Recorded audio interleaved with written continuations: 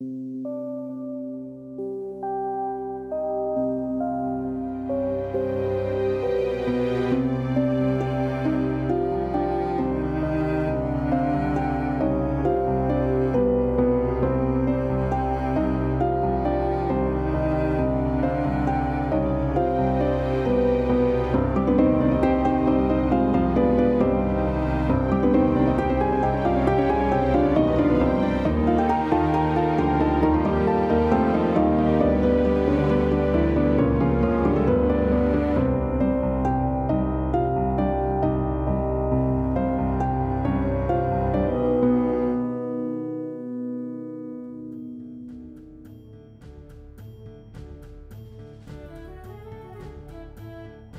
say, why are you in Oppdal? Why are you making a game in Oppdal? There's a good reason for this. I was born in Canada, but my family's all Norwegian, so I grew up there, always wanted to come to Norway. Came to Norway when I was 17, had a great summer, and then I came again 5 years later, and I just kept coming, and I thought to myself, I gotta live there one day. I gotta live in Norway.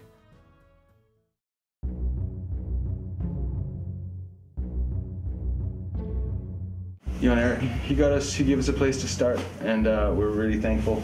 And who knows, we might have a arrangement in the future too for studio space. But for now, thanks for the spot. My pleasure, man, and good luck.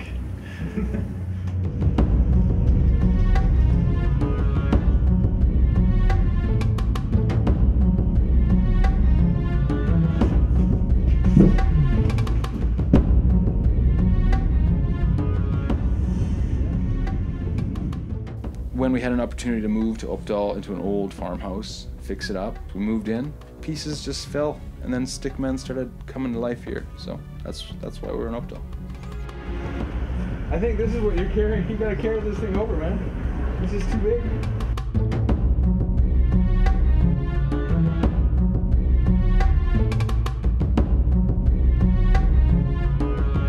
Today was a big day. Today was moving our meager office out of our temporary spot and setting it up here in Erikshagen. When people come to play our game and test our game, they'll be kind of right in the middle of Centrum in Oppdal. I think it's a good place for us to grow this game, and the fact that he was kind of born in a small closet in my house and then moved to a small office across the E6, and now here it's kind of cool. So this is Tina.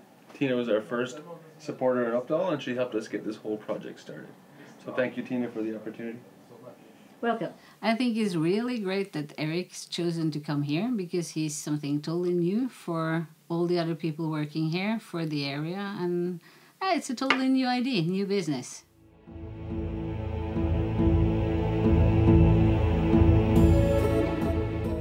It was February 2014. Some good friends of mine from up the hill, they said, Eric, we know you want to do this gaming thing, and there's this gaming event in Oppdal. It's called Winter Wonderland, and you should go check it out. I knew I was going to make STIKKMENN, but I didn't really know I was going to be using people from Oppdal. But then I learned quickly that I would.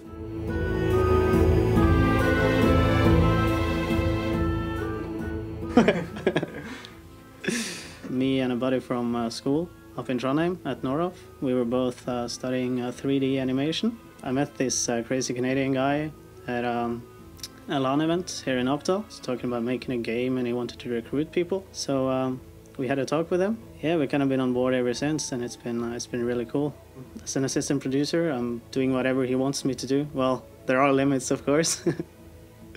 But work-wise, if there's something he doesn't have the time to do, he can just pass it on to me, and I'll do my best to get it done and get it back to him. This is what I really want to do, so that's why I'm here.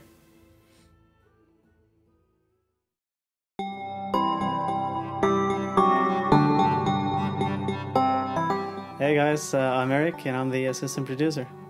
I'm August, and I'm the gameplay designer. I'm Simon, and I'm working on marketing. My name is Per Henrik. I'm a part of the testing team for a project, and I also help out with filming. I'm Bjørnar, and I'm working on IT. I'm Ingebrigt, and I build levels. I'm Jonas, and I'm the boss of the kid stuff.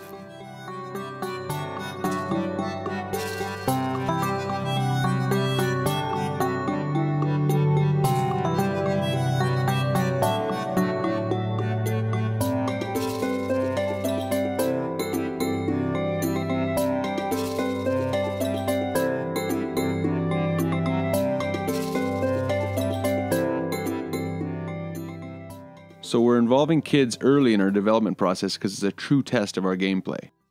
This is my son Jonas, and he's my partner. We work on this together.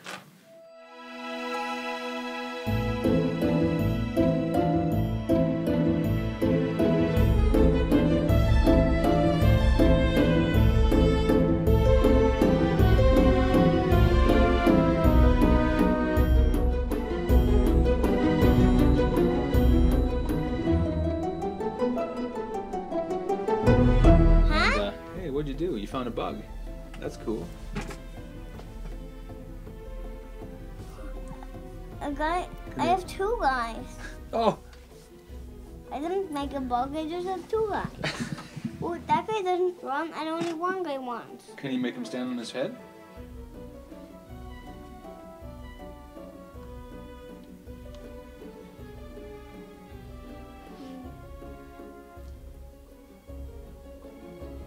Those. You found the multiplayer. Yeah. We're thinking a little bit different than the other big companies. I mean, they bring in kids to test their games, but they kind of do it too late. The game is almost finished, and then they let the kids play them, and they get feedback, and they might change a thing or two, like the color of the guy's shirt or something like that, but we want to get them involved way earlier because they're the ones with the great ideas that grown-ups can't even think about. He kind of gave me a breakthrough because we wanted to make Stickman more interactive with the player. If you do things to him that he doesn't like, he'll actually get mad. He'll get mad at the player. And then he would jump at the screen. He would jump at the screen. And jump there, and then he would slide down. And just slide down, he'll kind of hit the screen like a piece of glass and just slide down. Yeah. And then what else would happen when he got really, really mad? It would crack. Yeah. So the market is a lot bigger. I mean, you can reach out to pretty much everyone. Even my grandma could end up playing this game on her phone.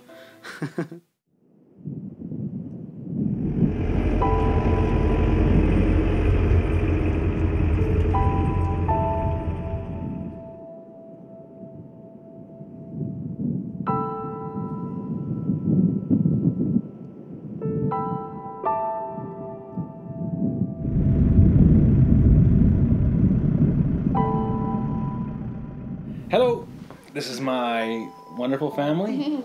Lena, my beautiful lady, and my biggest son Jonas, my little guy Johan. And this is the reason I'm making a game that's kind of family friendly, because I want these guys to play.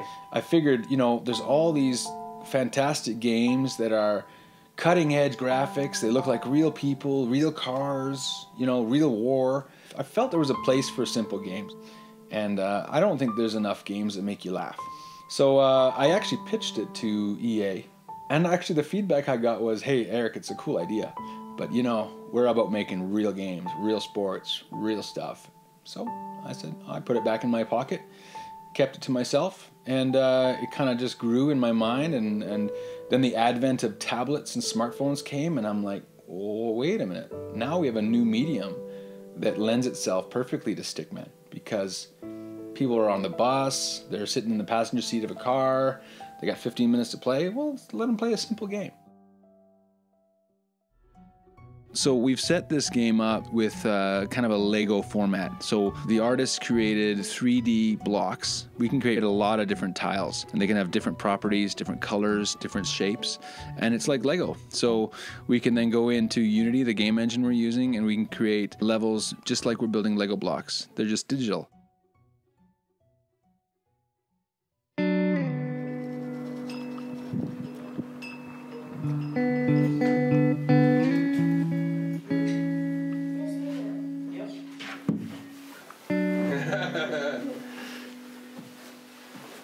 Can you get comfortable, Jonas? So can you actually use stuff now? It's hard to find the hotspot. That's why it's a bug. Kind of like a gravity bug or something? Yeah, gravity bug. Yeah, it kind of happens too fast. Reduce coins by 50% in height. Improve HUD opening controls.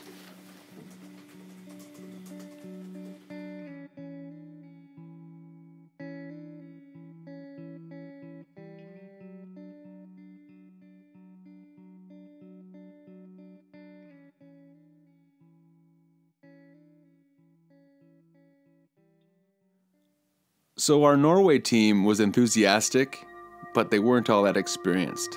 So I had to go to Canada, hook up with some colleagues, and line up some real heavy hitters. And while I was working on it with them, I got a message from Norway that my application for funding was approved. And I was given a small grant, enough to just get the ball rolling. Well, that was like putting gasoline on the fire, because I had people working for free, and all of a sudden I had some money, so I could actually hire some artists, and I hired a programmer, and before you knew it, the prototype was coming to life. So we were off and running. But we needed to think long and hard about how we wanted Stickmen to look. So I went to my good friend Sean Hayes Holgate, who's the best concept artist I know. So Hayes really surprised me with his design.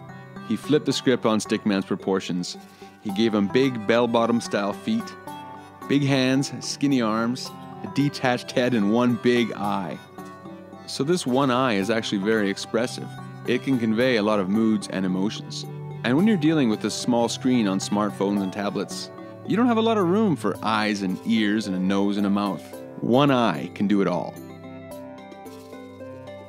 We have a really awesome group of people working in Canada. Hayes is hands down the best cartoon style artist I know, and he's the granddaddy of our character design. He's also a long-time fan of Stickmen. Min is another colleague from Electronic Arts. He's an amazing talent, and he's become our lead artist and the curator of Stickman's world. George is old school, super talented modeler and animator, and he's the mad scientist who brought Stickmen to life. The Nuge has been working in the game industry for a long time, and he's a really smart business guy. And even though I'm passionate about this project, he's the guy who keeps me from having delusions of grandeur.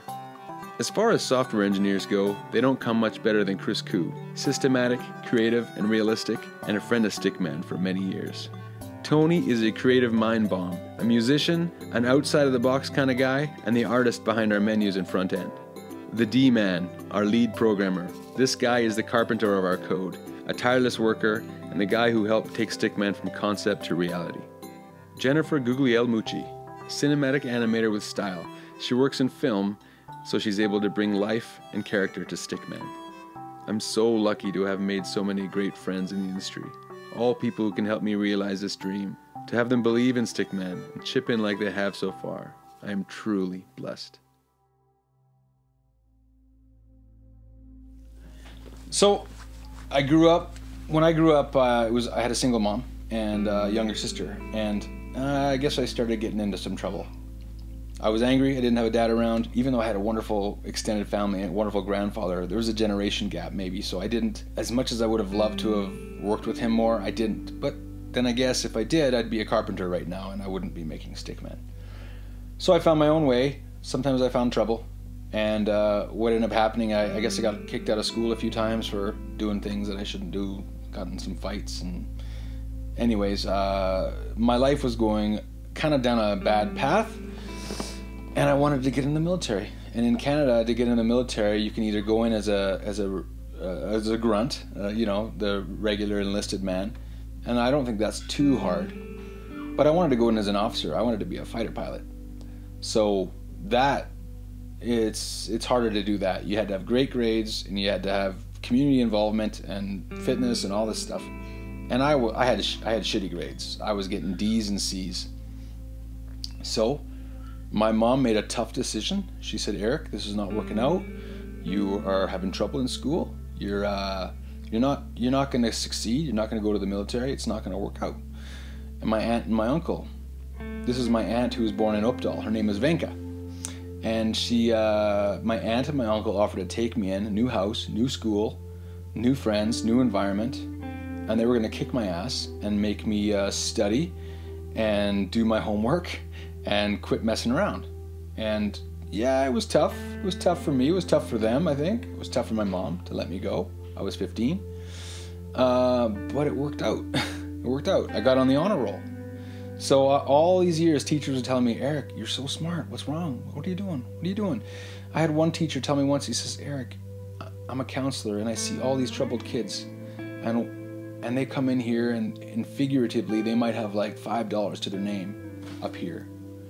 And they said, 'Eric, you're a millionaire. What are you doing? What are you doing with D's?'" So I don't know if they were just trying to motivate me, And it maybe didn't work right away, but I always thought about that afterwards.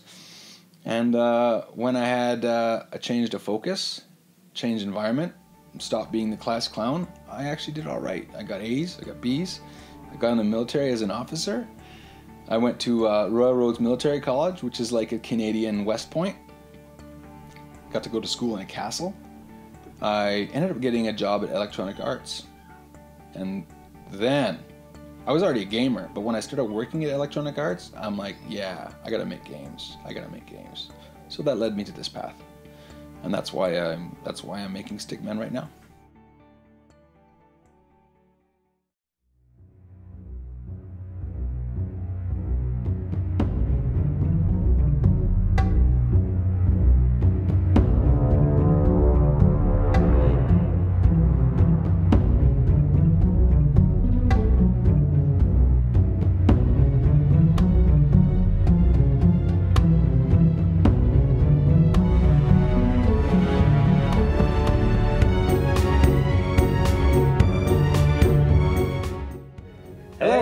Thank you guys so much for watching this episode. Please subscribe to my YouTube channel if you want to watch more. And if you want to know more about STIKKMENN, go to our Facebook page and follow our progress.